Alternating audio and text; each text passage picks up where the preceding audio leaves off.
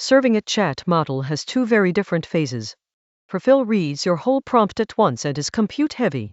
Decode then generates tokens one at a time and is memory-heavy. Cram both onto the same GPUs and they fight for resources. Mooncake, the platform behind Moonshot's Kimi assistant, pulls them apart around one shared asset, the key value cache.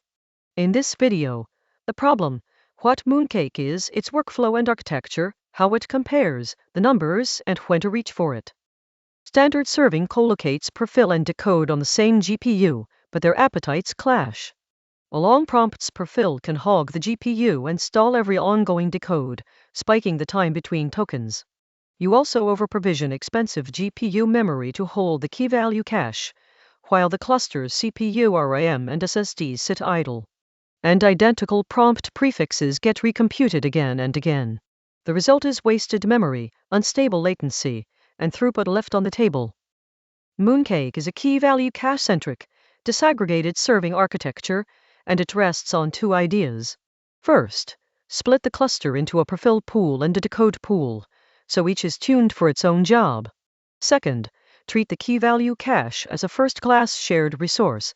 Pool the idle CPU RAM and SSDs across the whole cluster into one distributed cache store.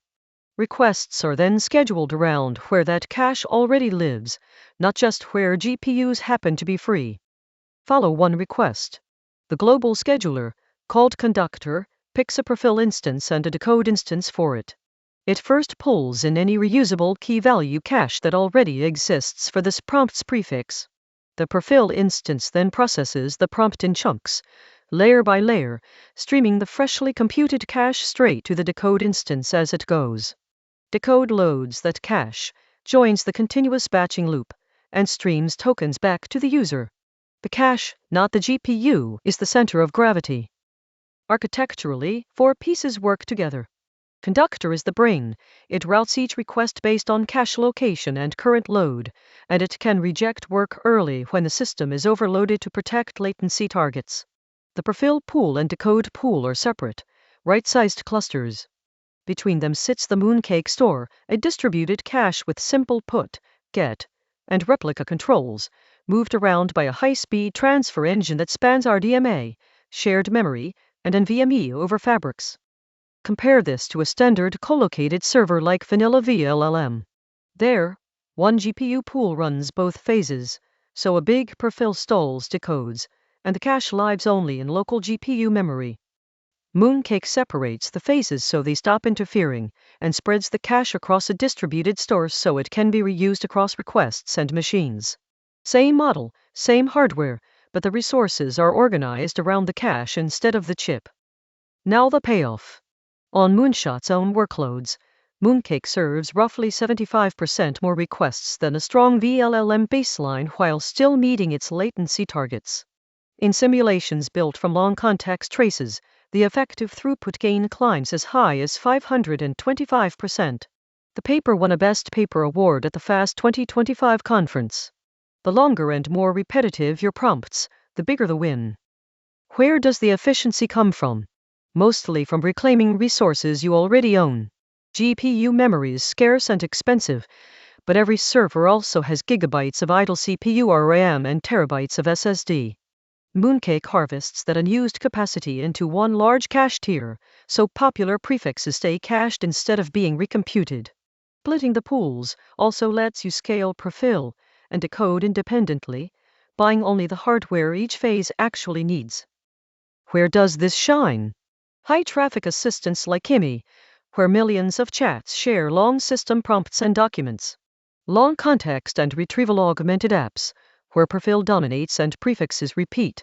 Agent workloads that replay big shared histories turn by turn.